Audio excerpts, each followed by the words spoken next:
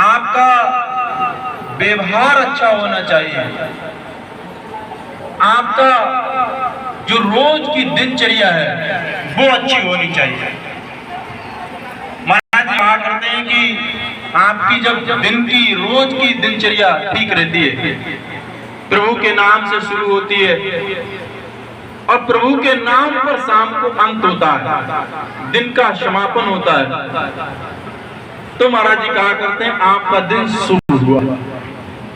सुबह उठे हम और हम उठते ही काम में लग गए, तो महाराज जी कहा करते हैं कि आपका जीवन केवल इसी ब्रह्मांड में घूमते रहो, लेकिन आपने सुबह ही उठते उस प्रभु की वंदना की, परमात्मा की आराधना की।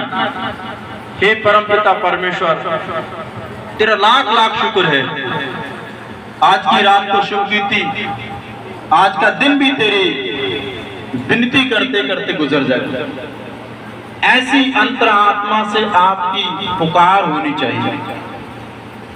महाराज जी कहते हैं आप जब ये साधना में लग जाओगे तो आपका जीवन अलग हो जाएगा, संसार के तमाम प्राणियों से अलग हो जाएगा।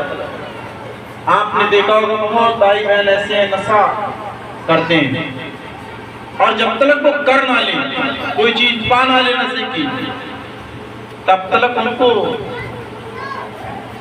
दिमाग में घूमता ही रहता है, हमने कुछ आज लिया नहीं लिया।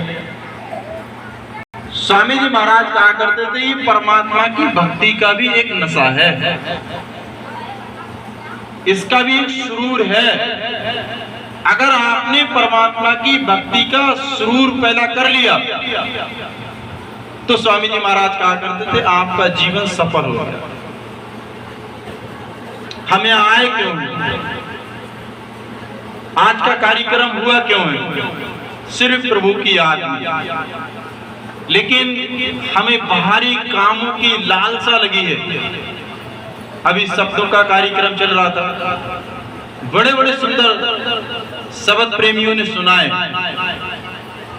लेकिन किसी किसी के मन में तो क्रोध भरा हुआ होगा, पता नहीं इतने समय से हम बैठे हैं और क्या होगा, समय अधिक हो गया,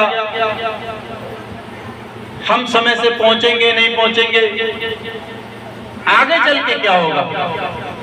स्वामी जी की बात एक मुझे आज तक याद है, सत्संग में आओ तो दुनिया की तमाम चिंताओं से मुक्त हो गया।